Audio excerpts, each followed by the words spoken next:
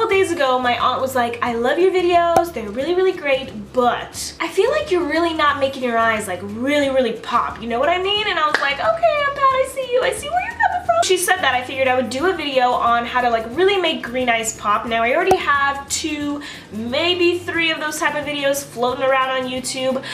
For sure I have one with green eyeshadow, and for sure I have one with purple eyeshadow, but I didn't want to like repeat those type of videos, so I figured I would do another color that I really love, and that is like pinky rosy tones. So I just wanted to take a moment to clarify, this was supposed to be like a rosy toned look. However, it just ended up being more of a taupey kind of like pewtery eyeshadow tutorial.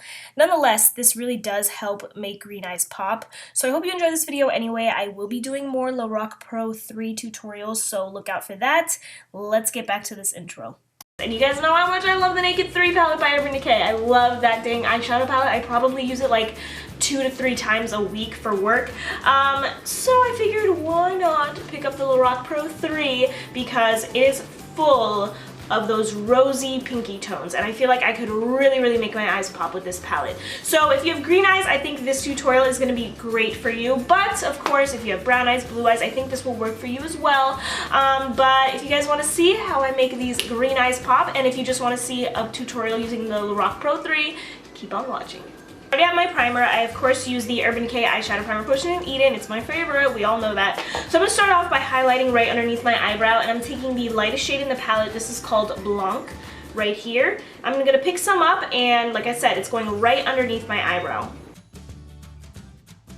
I'll probably highlight again later, but I just wanted to add that so I can, you know, lift up my brows and all of that good stuff.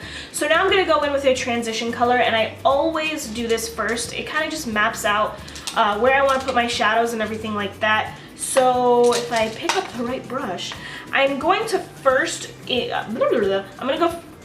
I'm first going to go into Pink Nude. And this is a Sigma E40. I'm going to pick some up, and this is going in my crease, above my crease. I'm not being precise with this shade. I never am. I just want to buff this in. This is going to help with my gradient and also just a transition from the dark to light shades that I'm going to be using.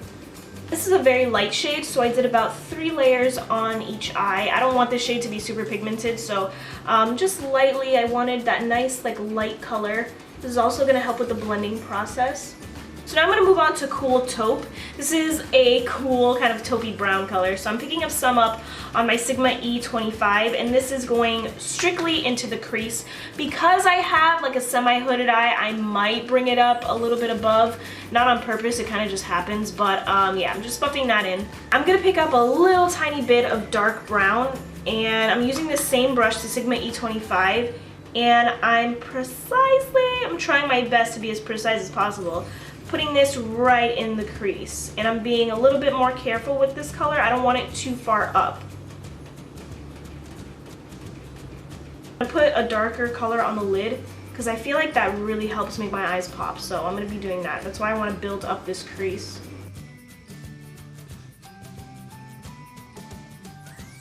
Okay, so I ended up doing 3 layers of dark brown, just very lightly though, because with Lorac shades, they're really pigmented, and then sometimes I find it a little bit hard to blend out, so I just wanted to be very careful.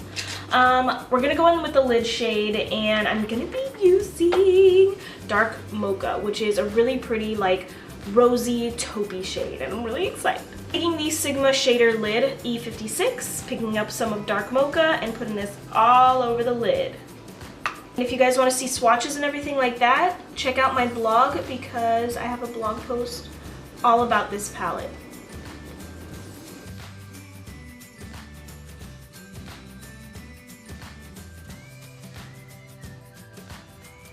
I'm going to go in with my Sigma E25 with no excess product, and I'm going to buff this out because I don't want a harsh line, as you guys can see right now.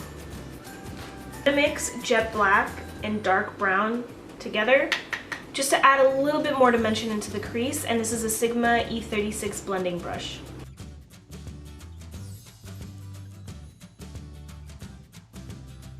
Now I'm going to go in with my Sigma E40, lightly blend out the edges. I didn't pick up any eyeshadow or anything like that, but now I am. I'm going to pick up Pinky Nude, which was the first shade that I used, and lightly blend out the edges again.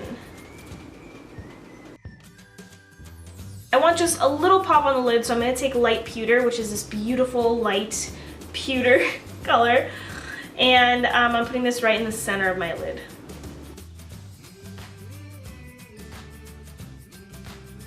Sigma E40, just to blend it out lightly. I'm going to use concealer. Today I'm going to be using the Tarte Rainforest of the Sea. I'm in the shade Light. I love this concealer. It's awesome. So I'm going to do my regular concealer routine. You guys already know the deal, so let's just get into it.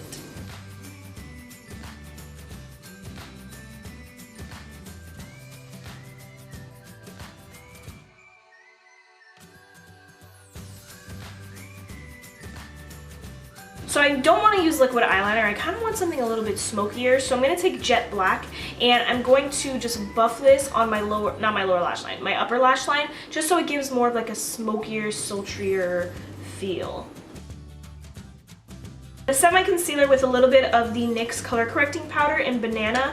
This is the loose powder. I'm just putting some in the cap and then picking this up with my e.l.f. small taper brush and then just setting that concealer. I like this powder. I feel like it brightens up really, really nicely, but if you put too much on, you are going to look so dry and powdery. So just put a little bit on, that's all you need, and you're good to go. Like, I wouldn't bake with this. I tried baking with it once, and I just looked like so freaking dry. I was like kind of upset. But a little bit goes a long way, and then you should be fine. Now I'm going to work on my lower lash line. I'm going to start with Cool Taupe. And I'm going to brush this across the whole lower lash line. Now with a really, really precise waterline liner brush by Sigma, it's the E17, I'm picking up some of Jet Black and tightly and super closely, I'm lining my lash line. I'm going to brighten up the inner corners, and I'm going to do that by taking Almond Pearl with an e.l.f. eye crease brush, and I'm just putting that right on the tear duct. I'm going to mix a little bit of light pewter too, just to add a little bit more shimmer and shine. So like I said, I was most likely going to highlight again. I'm going to take a little tiny bit actually of Almond Pearl and lightly put it on the arch. I'm going to take a little bit of L'Oreal's Matic eyeliner in black, and I'm going to line my waterline.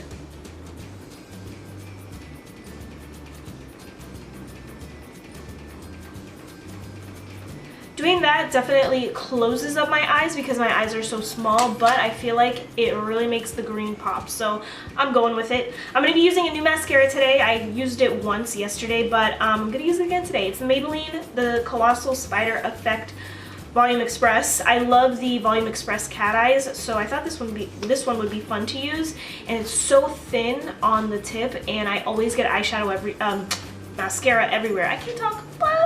So I figured this would be a good wand for me. So I'm going to finish up the rest of my face, and then I'll be right back. Alright guys, so I finished up my face. This is the final look. I'm definitely going to be doing more Lorac Pro 3 tutorials in the future, a little bit more wearable than this. But I love the way this look turned out. And Pat, I hope my eyes are popping enough for you. Thank you guys so much for watching. I really appreciate it. Let me know what you want to see next. Don't forget to check out my blog with all of the swatches and up-close pictures of the Lorac Pro 3 palette. Thank you guys so much for watching again. I will see you in my next video.